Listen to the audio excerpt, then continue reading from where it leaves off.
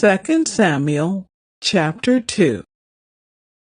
After this, David asked the Lord, "Should I move back to one of the towns of Judah?" "Yes," the Lord replied. Then David asked, "Which town should I go to?" "To Hebron," the Lord answered. David's two wives were Ahinoam from Jezreel and Abigail, the widow of Nabal from Carmel. So David and his wives and his men and their families all moved to Judah, and they settled in the villages near Hebron. Then the men of Judah came to David and anointed him king over the people of Judah.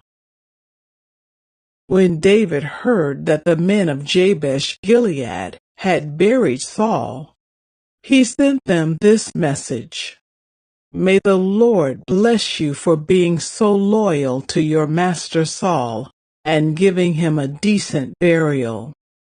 May the Lord be loyal to you in return and reward you with his unfailing love. And I, too, will reward you for what you have done. Now that Saul is dead, I ask you to be my strong and loyal subjects, like the people of Judah who have anointed me as their new king." But Abner, son of Ner, the commander of Saul's army, had already gone to Mahanaim with Saul's son Ishbosheth.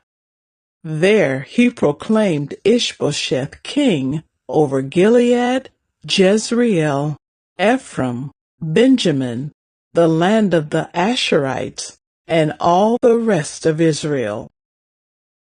Ishbosheth, Saul's son, was 40 years old when he became king, and he ruled from Mahanaim for 2 years.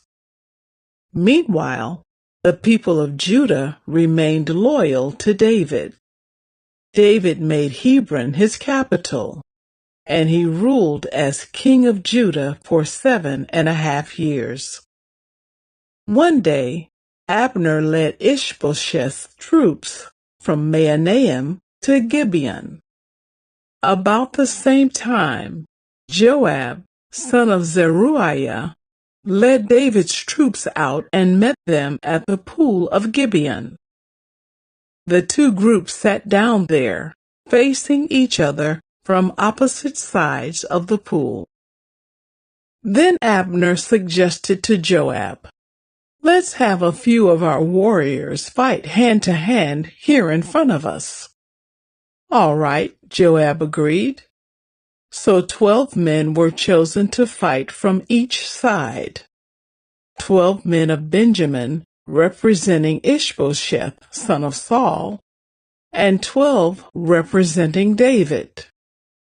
Each one grabbed his opponent by the hair and thrust his sword into the other's side so that all of them died. So this place at Gibeon has been known ever since as the Field of Swords. A fierce battle followed that day, and Abner and the men of Israel were defeated by the forces of David. Joab, Abishai, and Asahel, the 3 sons of Zeruiah, were among David's forces that day. Asahel could run like a gazelle, and he began chasing Abner. He pursued him relentlessly, not stopping for anything. When Abner looked back and saw him coming, he called out, "Is that you, Asahel?" "Yes, it is," he replied. "Go fight someone else," Abner warned. "Take on one of the younger men and strip him of his weapons." But Asahel kept right on chasing Abner.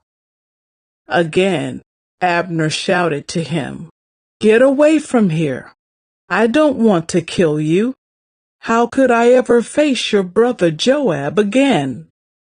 But Asahel refused to turn back, so Abner thrust the butt end of his spear through Asahel's stomach, and the spear came out through his back.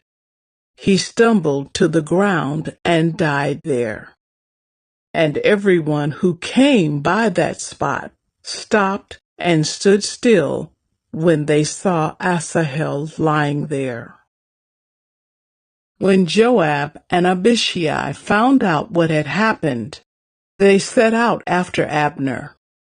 The sun was just going down as they arrived at the hill of Ammah near Giah, along the road to the wilderness of Gibeon. Abner's troops from the tribe of Benjamin regrouped there at the top of the hill to take a stand. Abner shouted down to Joab, "Must we always be killing each other? Don't you realize that bitterness is the only result? When will you call off your men from chasing their Israelite brothers?"